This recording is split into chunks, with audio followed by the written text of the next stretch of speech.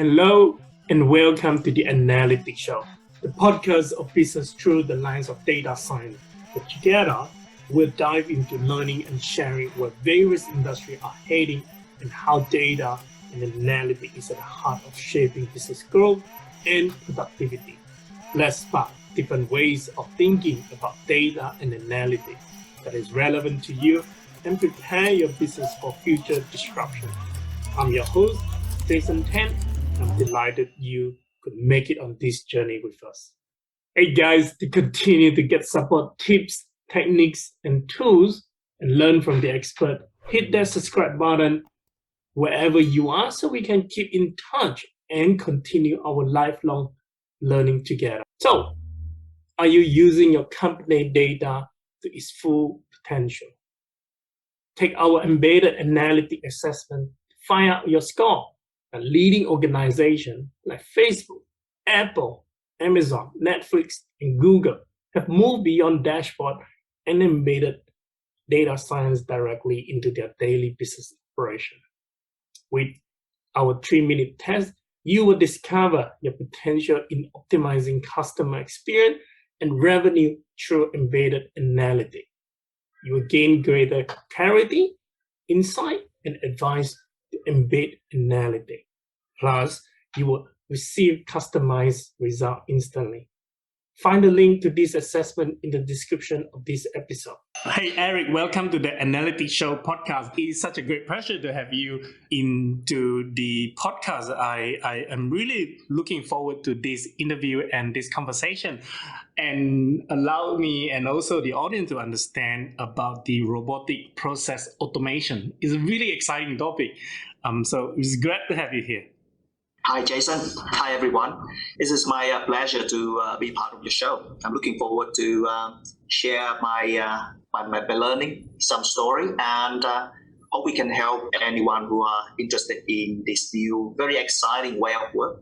Wonderful. So how about we start by, if you can give us an explanation about the robotic process automation, RPA, in a layman terms. I feel like I suspect that from talking to various people, and I must admit that myself included, is we are not necessarily fully understanding what the RPA it is about and what it does.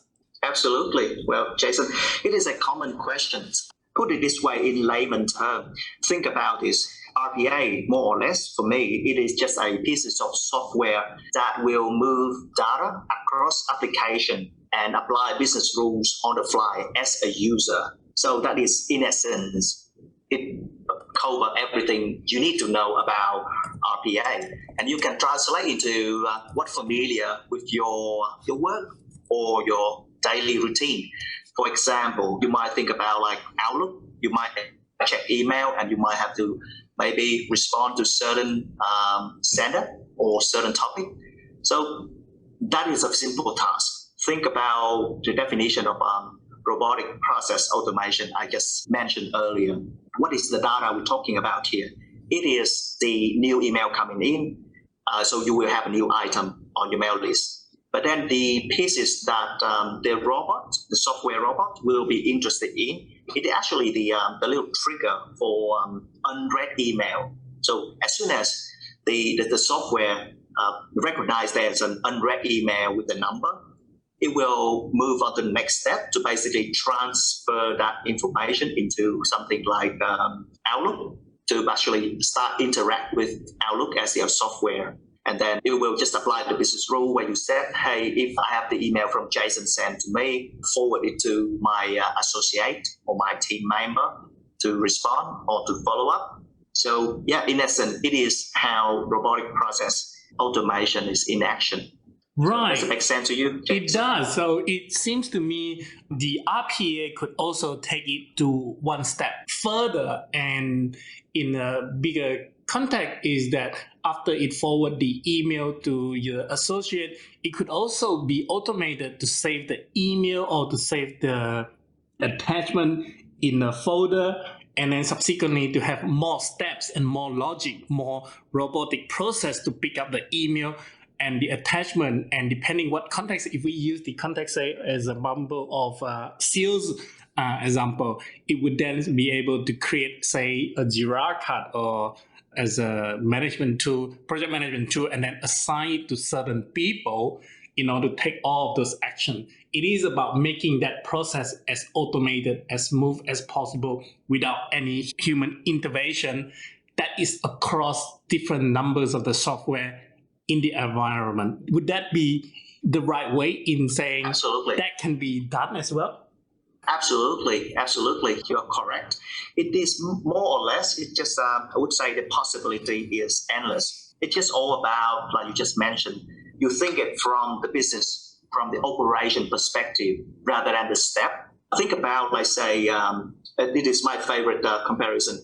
I always think of automation. It's just like cooking. You will start with certain number of ingredients, but how you combine and how you interact with it or make use of the ingredient, it becomes like cuisines, and we have like endless number of food that we can taste and try in the world. But it will come down to some very basic ingredient, like you have protein, it could be fish, could be meat, it could be egg or dairy product, and then the list go on and on with the ingredient. But in a nutshell, how you use it matters. You are right. It is about, let's set it up and then have the software robot to replicate what we do, replicate what we wanted to produce in the end, the result. And the good thing about robotic process automation is it gives you a unique opportunity to tackle the biggest challenge of any organization is facing yesterday, today, or even tomorrow. It is about change, how we change, how we adapt to the change in the surrounding, the environment. Normally, in maybe past 100 years, we have a lot of practice, a lot of idea about how to tackle change at organization level, at a product level, at a service level. But would we say we succeed at that? I think still a debate around what works best. But for me, the way I've learned about automation in terms of technical as well as the way of working, I believe you can bring automation, the mindset, into the change management, and you can have far more result, far more impact than just some simple process change session and what we've done in the past. Right, that's great. So now I finally understand that this is not about those robotic arms that we see in the manufacturing factories. It is not. In a way, it is similar, but it is not. It is not that we're gonna just have we're gonna replace human with an army of robots and we just surrender. Now, for me, it is the opposite, totally the opposite. Think about the assembly line, the revolution idea around assembly line. It is around you have a standard. You have certain standard and you comply to a standard every time. And then you measure the error, you measure the effort, you measure the amount of rework, all that kind of things, and you make it visible and repeat it. And then human on top of that, they will do things that will change the way we, like say, build up a car or any product along the assembly line. So you can see with human, especially around manufacturing, we already have the mindset change. And we are more embracing to change and improvement compared to works in, like say, in the office environment where we don't really have the scale and the capacity to standardize things or interact or connect things together in the past. But now with the tool of automation, we can connect it together. The next step is just to bring in the new mindset and let people to try, learn, and get them excited. I think that is the most undervalued of automation that people don't really talk about it. They eliminate the excitement out of the equation. It's just about a cold hard number that we can say, that we can speed up. But actually the human element is super critical here. And as we get into further of this conversation, I will give you some real example. That's great. So I want to tie that into one of the major concerns that I keep hearing a lot from the C-suite is that, or maybe in the general workforce, is that the human aspect of the RPA, and the major concern is that a lot of people are going to lose the job because of the automation, because of the AI and all this RPA.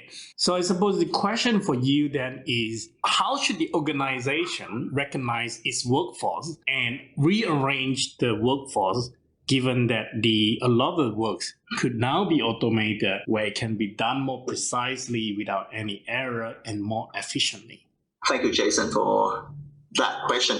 I think it is important to acknowledge the fact that we're pretty much at a crossroad of the evolution. Everyone start talking about the fourth industrial revolution, where we actually see the rise of AI, the rise of automation come into our daily life, into our office, into literally every aspect of the modern society. But before I give you my thought around that question, I want to just turn the table a little bit. Let's say if we can fast forward to maybe 10 years, and the next 10 years or 20 years time, and look back, would you think that my children or your children gonna ask about, hey, should we have a robot in our office? Would they ask that question? Or would they take it for granted? And we are the one who are in the making to make it reality for them to take for granted. I think for me personally, I would say yes, they would take it for granted in maybe 10 or 20 years time when they look back. They wouldn't have any doubt that the modern society would need the extra pair of hands, even like brain from technology. So for me, it is the destination, the journey. We all gonna be part of it. So now it is about how we handle the conversation and how we actually encourage people to come forward and be part of it, rather than we try to please the crowd and convince them with the answer that they're going to come back and ask you once again every now and then. Think about this way. The first part around the automation or the AI, basically any technology that's going to replace human in the common workplace. So now they might lose the job. I think in the way of you have to see it from multi-dimensional angle. First, from that particular worker, for example, office worker, if you actually look at them, observe them as a very close level, and start look at what they do during the day, how much of job they're supposed to get it through, see how the priorities of the work, how disruptive it could be, or how stressful it could be. And then you will see that actually with the modern society, the concept of working 8 hours in the office, more or less, it is not enough. Normally people say, oh, I don't have enough time to do all of this. You don't hear them to say that, oh, I have too much time to do everything in my work. You can start think about, let's say, the report. You can start thinking about things like, say, activity or in the office, like stock checking or order follow-up, queries or update certain job, or turn up for some training, or show up for some meeting. You will say that actually we are all busy nowadays, regardless of the position. We're all busy, and we wish that we had more time. I think that is the essence of the conversation. It is not about which part of my work is going to be moving away, but it is about, at the end of the day, do I have enough time to get things done, things that matters to the business? And if we start from that angle, you will see there is some good reason to bring in technology to actually give people back time.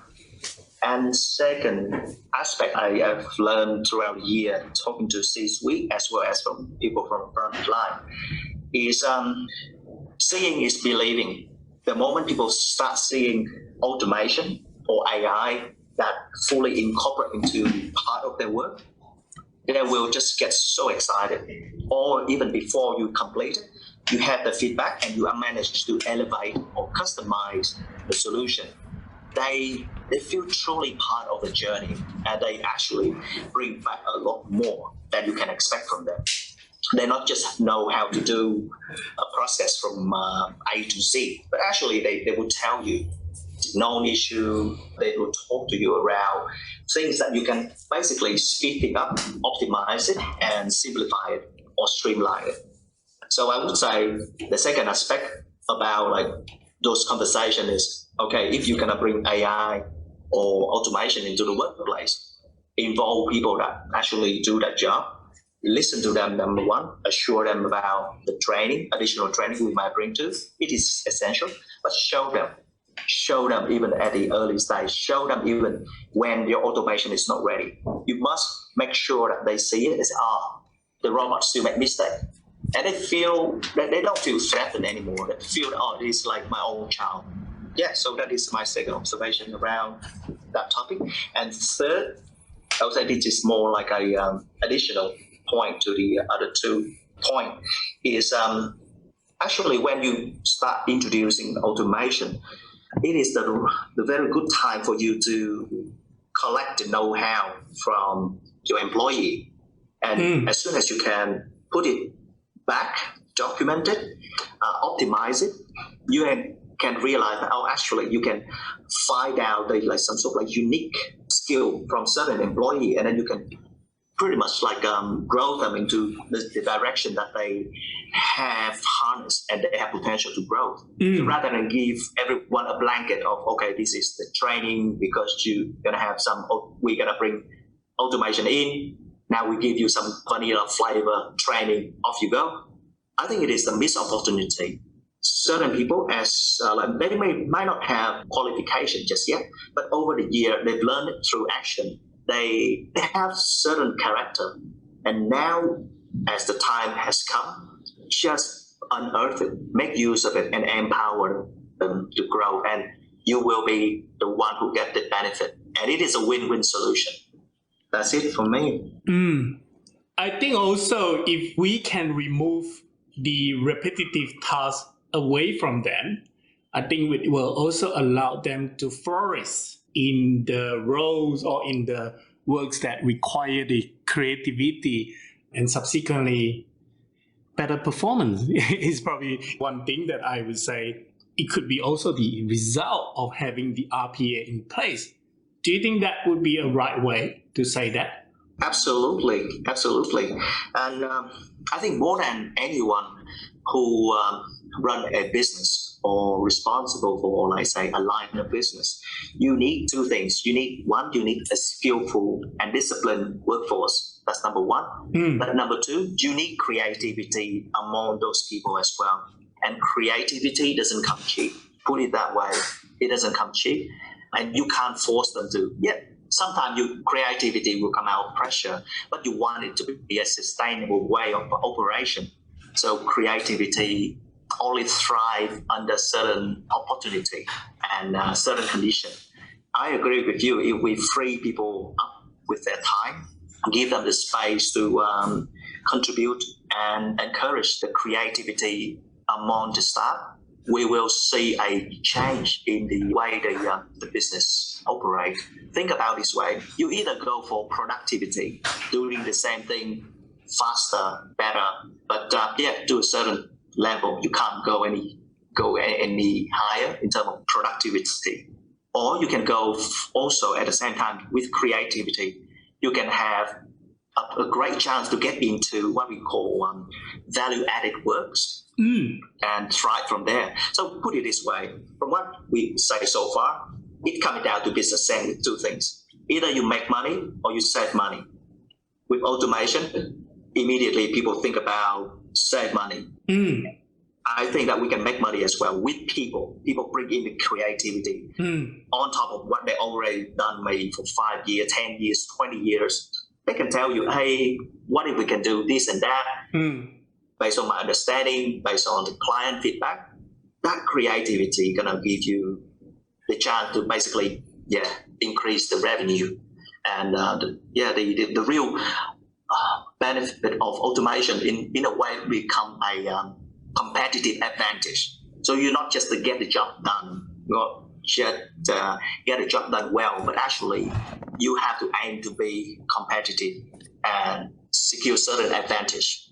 Bill Gates say that automation applied to an efficient operation will magnify the efficiency, and automation applied to an inefficient operation will magnify the inefficiency. So I suppose the question I have for you is that when you go into an organization to build the RPA, how do you find out the efficient operation or making sure that it is an efficient operation?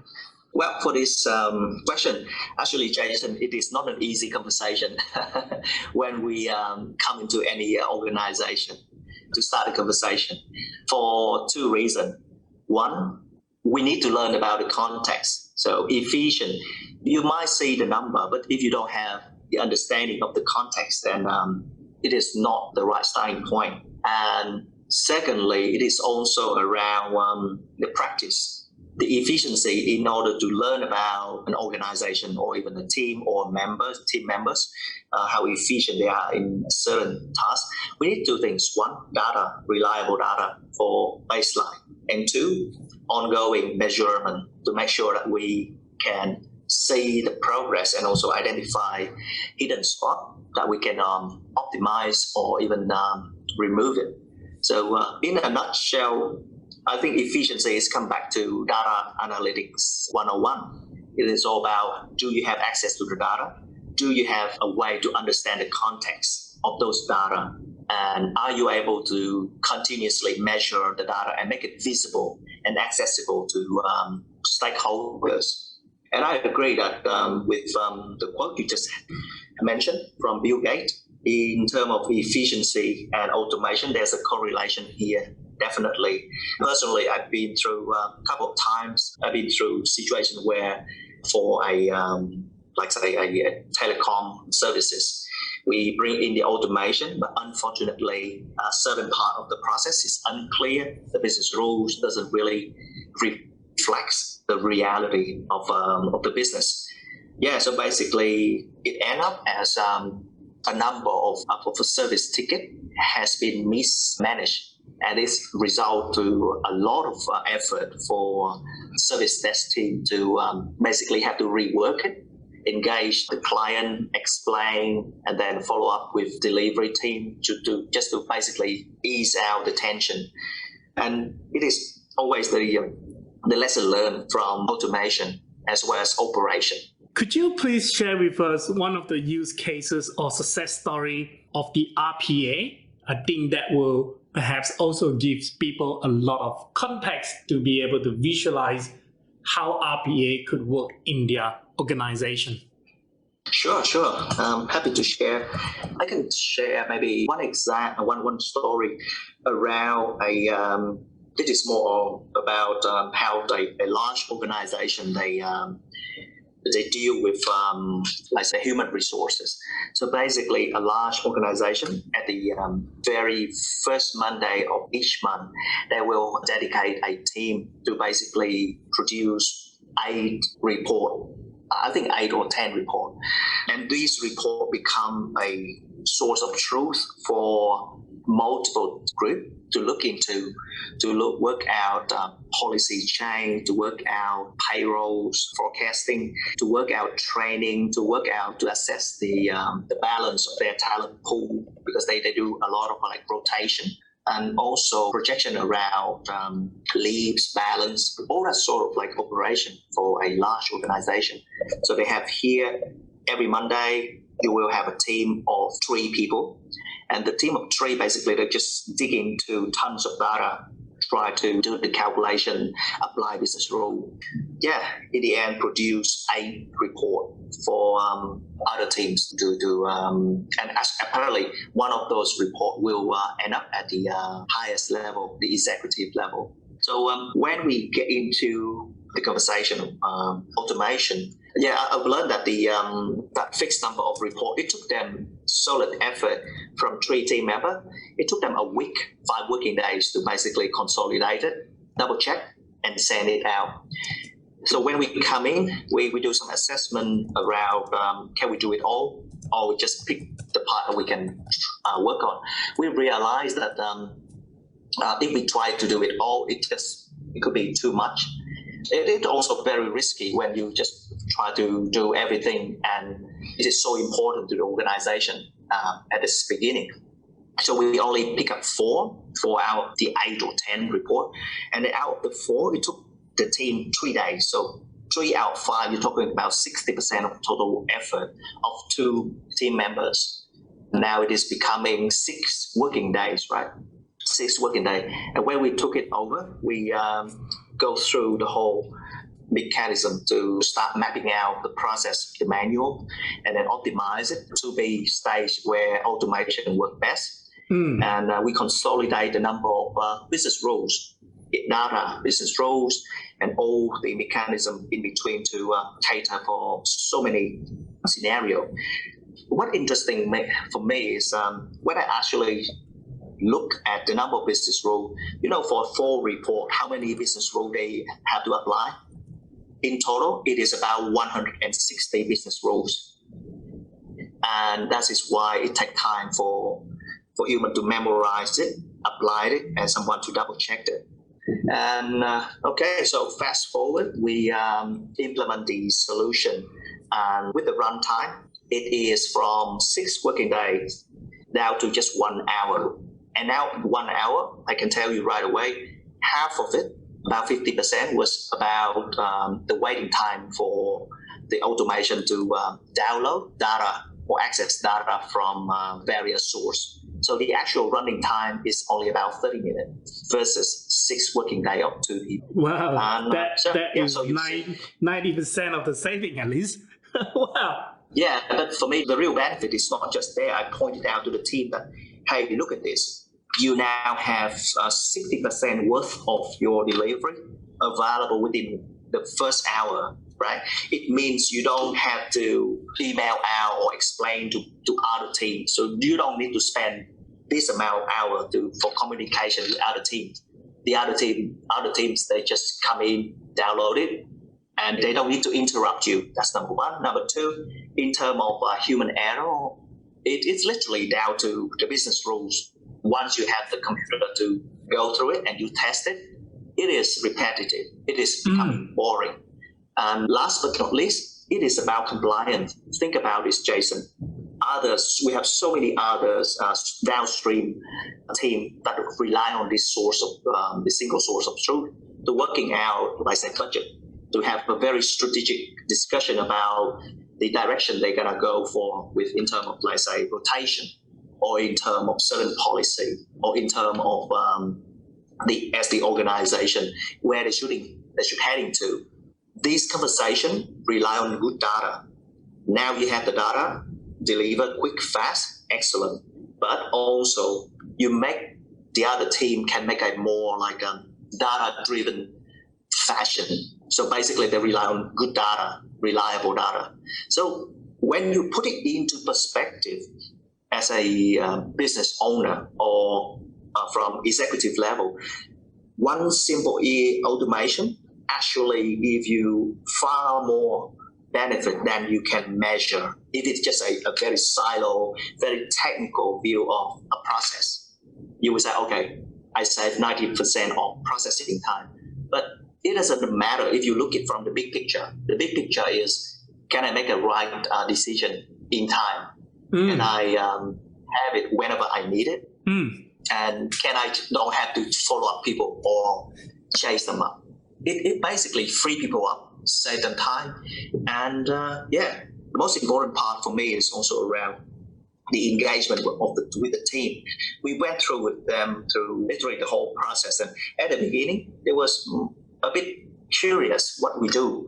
And as we show them constantly, okay, the robot failed here, failed there, they start get into it and they start tell us how to check things rather than have to go through every step.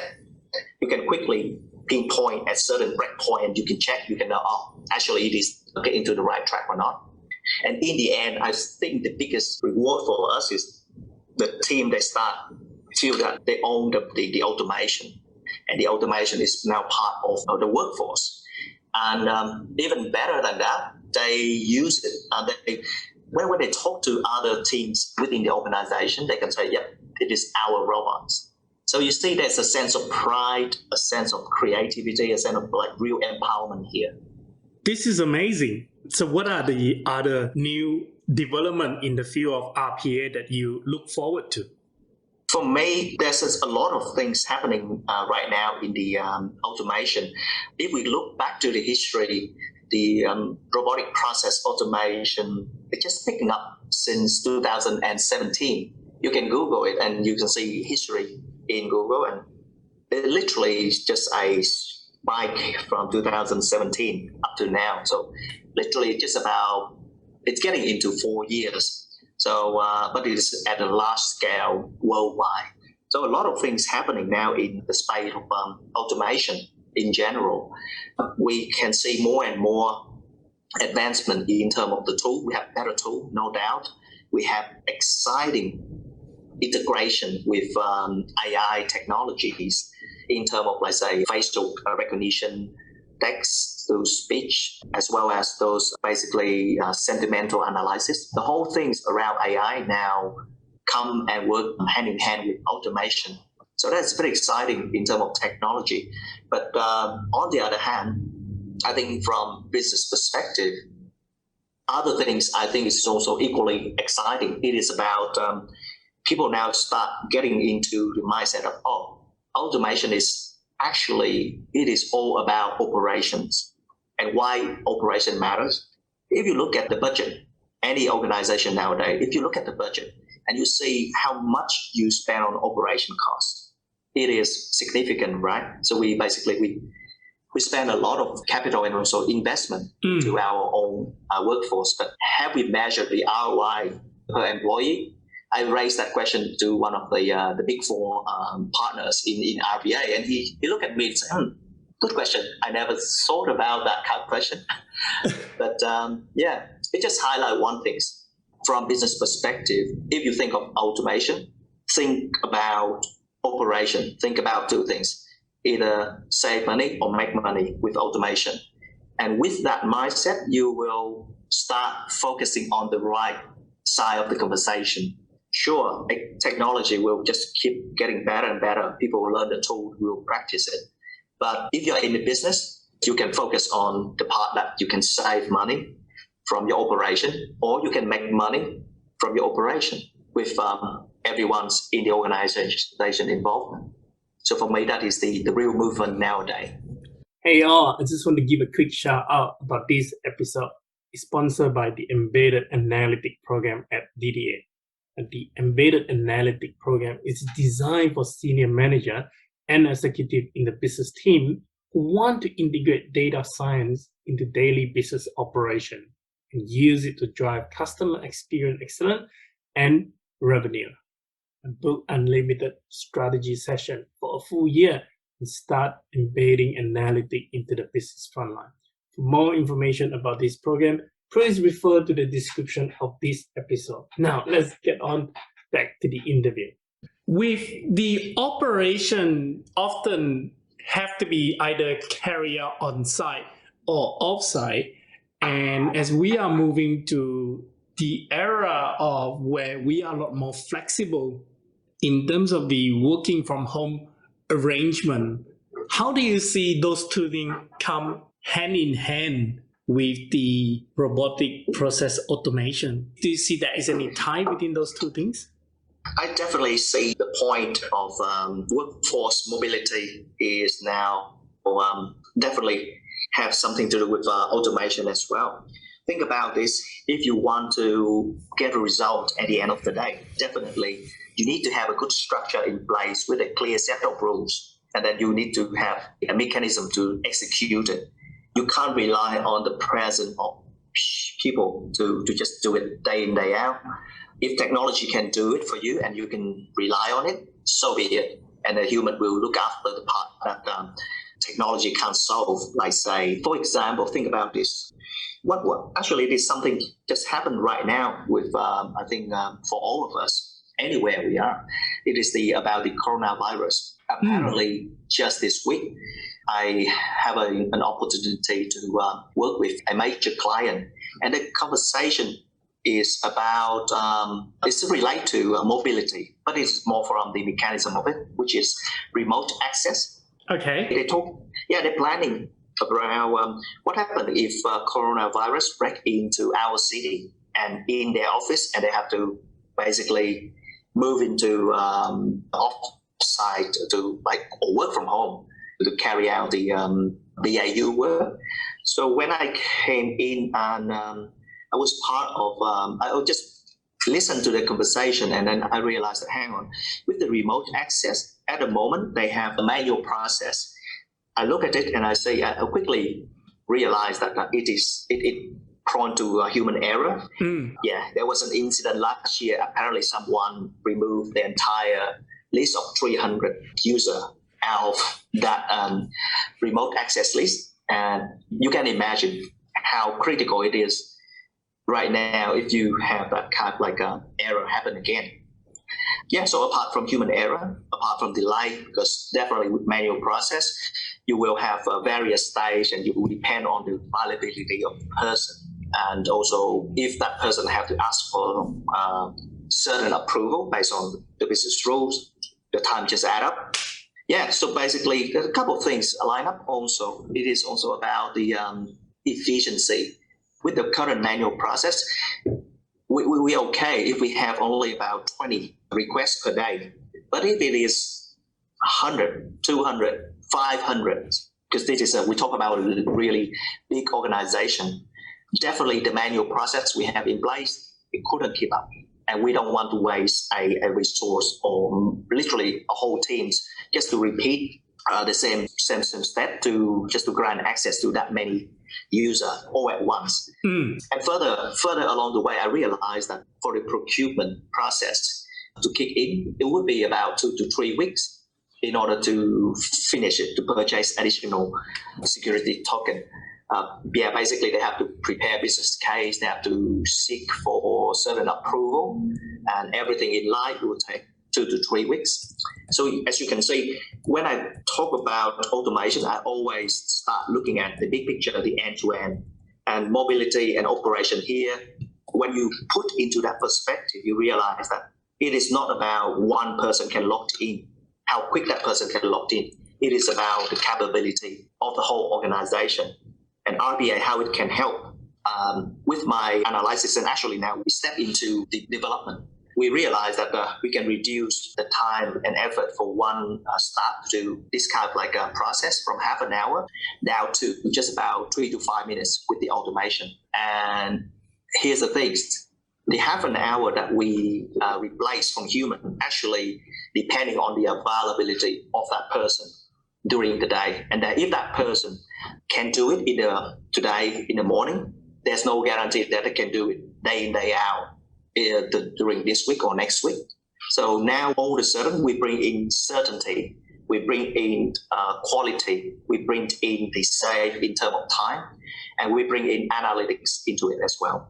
But basically, I don't just try to replicate the process, but I look at the end part where I say, okay, let's tell me the trend, capture all the trend around those available token and apply business rules. And then we will proactively engage or notify procurement team and also business team to say, hey guys, we are reaching to this level of token. If you need to plan ahead for coronavirus, please go ahead and seek for approval. And I think procurement team, they will appreciate the level of insight that we can bring back to them. Because it makes their job easier, right? So rather than themselves have to dig in and find out information in the past, now they can just timely present it back to the business. And with the coronavirus, speed is number one. Speed is everything. I think the automation will basically bring back certainty to the workforce and get them further with mobility in the future, not just during this time with the coronavirus.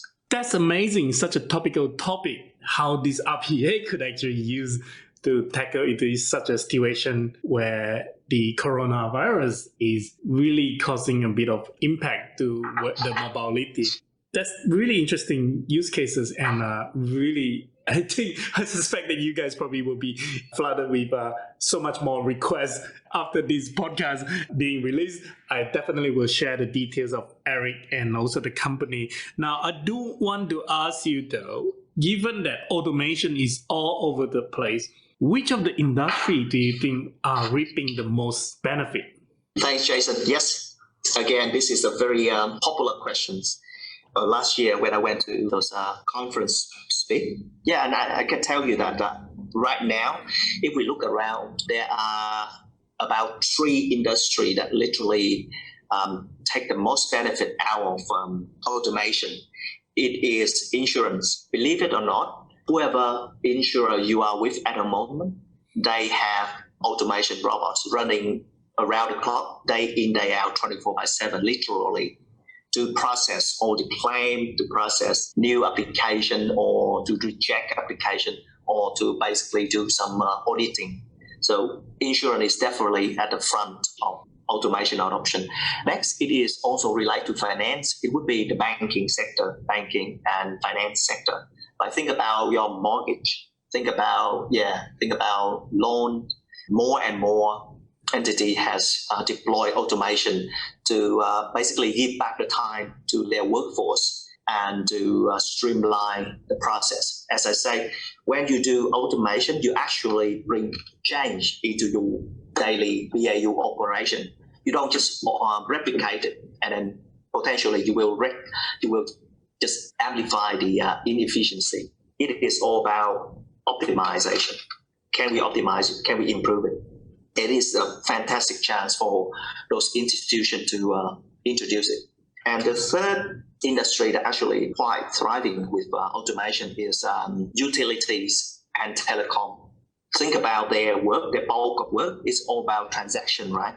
Whether it is utilities, gas, electrics, or water, or with telecom, you have landline, fixed landline, mobile, and everything in between. So these 3 in the industry, literally, they have generate tons of case study around automation and bring into their practice. However, this is something I always give back to the audience. Don't take it as a roadblock. If your industry is not among the 3 industry I mentioned earlier, simply because, put it this way, for me, automation is all about operation. And the fundamental part of any operation is all around data. It is all around process. And then finally, it's about the tool you use. So if you get your data right and you optimize your process, you have the tool, the right tool you have there, you can optimize it. You can automate it. It is not because you are not in the finance industry, so then you don't have the data. No, you already, any business, any operation, but you always need input. Input is data. And then you will expect some certain outcome. You can measure it. You can align it with certain benchmark or standard. So you have all the elements required for automation. So just get in, explore it, and actually think about how you make money or save money with whatever you have at hand right now. Automation is not about big investment, big commitment for 3 years, 5 years. It literally, in a very short term, you can see the result, and you can compare, you can learn, you can improve within 3 to 6 months with your teams, with whoever you have right now. I want to ask you though that how do you see and where do you see that the data science and analytic is fitting into the overall scheme of the RPA? When we say analytics and also data, there's always an implication around big data and also around, like say, big investment to produce report, dashboard, and business intelligence or insight or data model. I think it is that kind of conversation is not for the best of business operation. For me, the way I see data analytics or big data or AI, I see it basically it will work hand in hand with robotic process automation in a number of ways. One, with the robotic process automation, it requires structured data. And structured data can be the output from your AI model. It could be from your analytics. So you basically, you crunch in big number of volume of data, but so what? You will end up like a dashboard, a report. So why don't you use those information, those data, valuable data, and you have a timely action? Timely action is basically just the RPA with the business rules. You know exactly what you can do with certain information. So you see it is very straightforward. There's nothing magic here. You have analytics, you have big data, you have trained model. Excellent. Make the RPA as part of that ecosystem. Make use of the data that you generate as the outcome. Feed it back into RPA to have certain activity. So that is one case, one example. And the other one is more around, it is like, we will still talk about two separate pieces where our analytics or big data is separate from RPA. The second combination we can even try out, it is, so basically you have RPA or robotic automation here just to gather the data from various sources and then put it into as the input for your data model, for your analytics data model. Yeah, so you see all of a sudden now you have the robotic process automation becoming the extent of your already established analytics and big data platform or AI in the future. So you see you can basically play around with those elements. But the thing that really connects these two or three different pillars is data, structured data. And if you have it in mind, I'm sure you're going to success. You're going to find success right there. It doesn't have to wait for years or months. It will literally right there and then. This is amazing. I think this is also, especially with what I do at work at DDA, is what we call how do you embed the analytic into the business operation. I think what you are suggesting here, it really making me to think how I can actually incorporate the RPA into the entire process to further embed the analytic into the business operation, especially if those business operations are not necessarily connected to the analytic platform itself. Then what we could do is effectively using the RPA as the bridge to connect them both together. This is amazing. Good stuff. Absolutely. Absolutely. Think about it this way. Don't get caught up with the term. Don't try to be a purist with, like, say, RPA practitioner or analytics camp. Yeah. Think about it from common sense from the business outcome. Correct. Certainly, it must be always about what is the business outcome. Yeah. Absolutely. At the end of the day, we want to save time for people, give them time back, give back time for them to work on it. And if they don't have access to certain system, would it be a roadblock? No. You have RPA to basically filter down the level of information you can present to them, send it over to them, share with them, recollect it, follow up with them if you don't see any feedback from these people.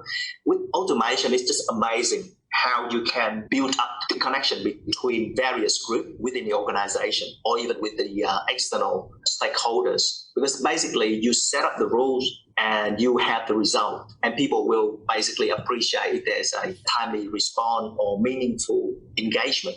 I see that the element of the human touch is particularly important in the RPA process. How do you think one could enhance that human touch process for a better customer experience and the overall saving the money in their business operation? Okay, I tell you, I share with you a true story around this kind of like a human touch and how we enhance it for a better experience. This story just around like I think it is common across a lot of organizations where you have a routine task that someone will have to show up in the office really early, and they have a ridiculously short period of time to extract various data points and then put into a format and then put into even like schedule it for the teams to basically execute during the day. And it is by the time they show up in the office, there's no guarantee that there won't be any interruption. So literally, if there is interruption, it doesn't matter. You still have a deadline. You have to meet that deadline and you have to deliver the result. So for me, when I got a chance to come in and I talked to them and say, okay, what can I help you? They walk me through. I said, hey, easy. This is quite mechanic. I can just do it. So what I did was I replicate exactly what they've done, with several tweaks to make it like optimized. So basically, before it was about, for them, it took about half an hour. Now with the automation, basically we talk about second. We talk about 10 to 15 seconds, where we have to go through a lot of business rules and a lot of data transformation, but still the computer play at strength. So it's just like just a blink of an eye. But when I share with them the result, to my surprise, the team of 15 people, including the manager, they liked it. But I can sense there's some sort of like distance between the outcome and the task that I was given before. So I start talking to the people who are saying, okay, all right, so when you have the outcome, would it be the end of the work? Would it be right? I say, yeah, it is right, it's correct. The outcome is correct. I said, okay, so tell me why. I asked the SME, I said, hey, why you guys doesn't show any excitement? I think this is what you asked for. And apparently she told me that, yeah, but then we still have to manually bring the list that the robot prepare, and we have to manually add it onto the team's Outlook calendar. Can you believe it? So basically, it is like a fixed certain time of the day. There will be a task, like say client engagement for person X at that time, person Y at the other time. So they say, yeah, I still have to transcribe it into Outlook. And it's like, yeah, but how long would it take you to transcribe it? She said, on average, with the average workload, it would be about probably about 2-3 minutes. And I said, okay, cool. Let me think about it. When I get back to my office and I think, hang on, it doesn't add up here. I saved them from chaotic scenes. Literally every day, someone had to go through the pain to make it in time in 30 minutes. And then what is the difference when they only have to spend another 3 minutes to get it done? Why it is a big deal? But apparently for human, it is a big deal. The biggest lesson I've learned from automation is the sense of basically human have the expectation of hands-off. They'll expect things will be covered by automation. So in short, I have two options. One, I'll just say, okay, I've done my job. I deliver what I was asked. I walk away. Or two, try to work it out. Say, yes, I figure it out. What else can I do to ease that friction and make the automation truly something that excites people? Then I just basically spend about a week to work out. Like I even try to say, okay, to the point I have the list generated, how can I import it into Outlook? They have a team calendar, so how can I add it onto it? I tried Outlook, I tried Microsoft Teams, Microsoft Planner, and then I have I try another tool, a collaboration tool. And in the end, that collaboration tool was chosen simply because it's like the easiest execution, and believe it or not, it is mobile friendly. And I won over the team because I can tell them, hey, as soon as the robot run and generate the list, 15 seconds, you will be able to see it on your mobile. That's great. So they don't have to check. Yeah, they don't have to check the team's Outlook calendar. And can you believe it? Even though if they have it in the team's calendar, some will literally set a reminder on their phone so that they won't miss that pieces of work. If they get carried out during the day with like other work, the reminder will save them. So from listen and talk to people, I basically walk the extra mile, and I realized that visibility and accessibility is everything to human. And the mobile phone, it just happened to be something that gonna please a lot of people. So I think that is such an eye-opening experience around the human touch. Now, assuming the listener, after they finish listening to this episode and they are convinced to implement RPA for their organization, how would you advise them to get started? I would say if you want to start it, let's just keep it simple. Keep it simple in three different ways. One, keep it simple in terms of the goal. You won't build Rome in just a day. So for automation, it is about the mindset rather than the technology adoption. So you need to just focus on some simple concepts, some simple ideas, some simple goal around your operation, aligned to the two principles I mentioned earlier, around whether you want to save money or you want to make more money. That's number one, keep it simple. Two, it is about execution.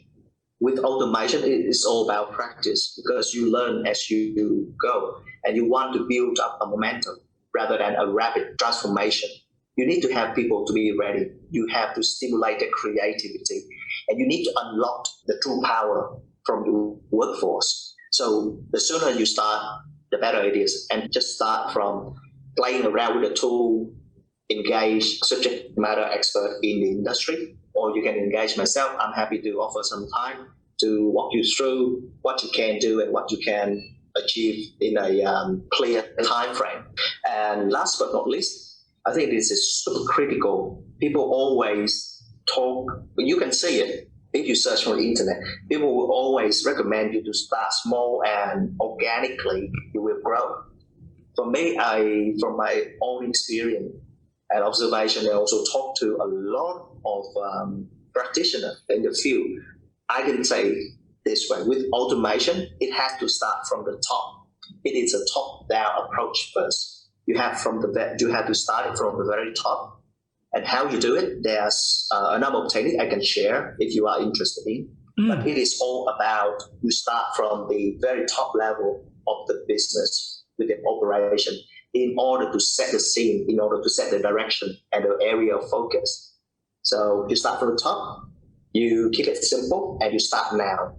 So if you have those three things happen, I'm sure you're gonna have success with your automation journey.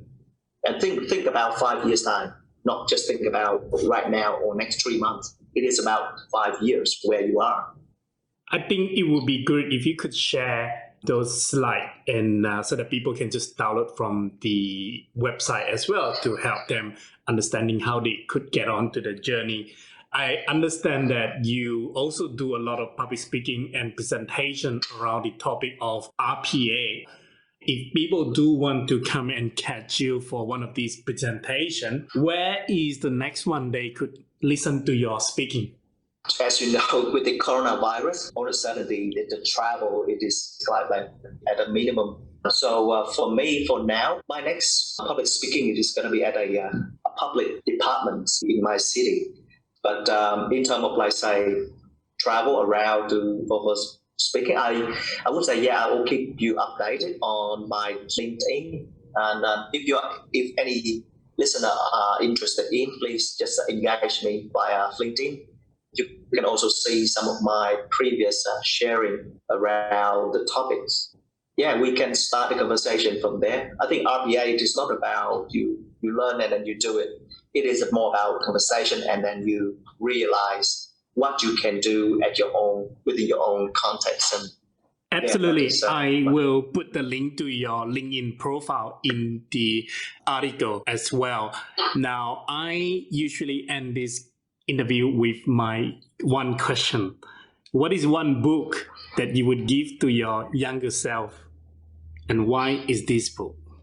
Thank you, Jason. This is quite an interesting question.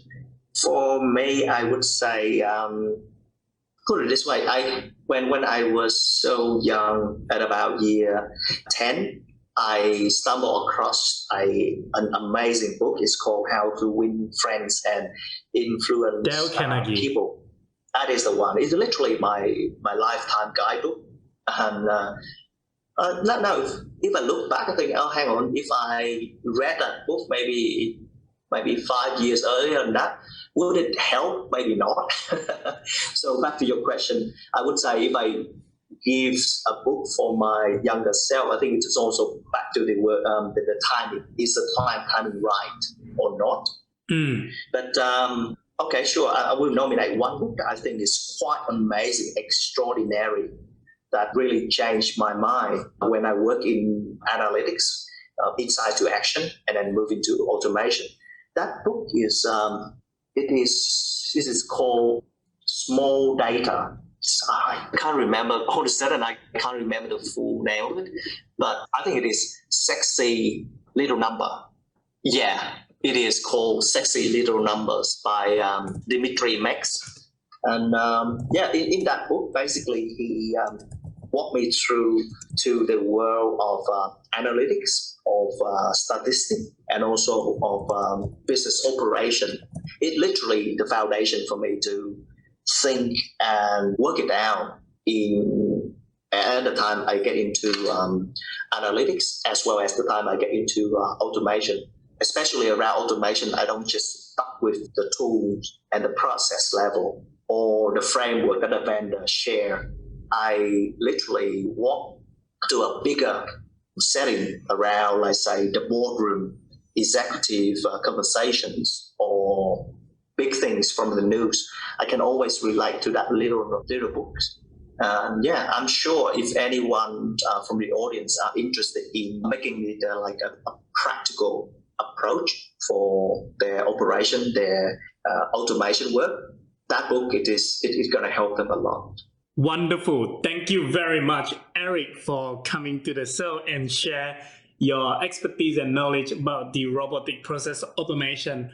I can't tell you enough how much I have learned about this RPA, and it gives me a clearer picture about what the RPA does and how it can even further to extend into the data and analytics. I am very certain that a lot of the listeners will appreciate your sharing of this knowledge. So thank you so much for that. Thank you, Jason, for having me.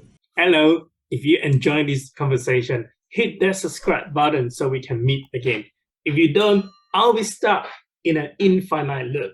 So pull that part by clicking the subscribe and help me out. You can further support us by leaving us a kind review from wherever you are listening. At the end of the year, I will choose a reviewer to send a special gift to, and it might just be you. Look forward to seeing you here next week for a new adventure. If I can find my way out of this endless loop. See ya!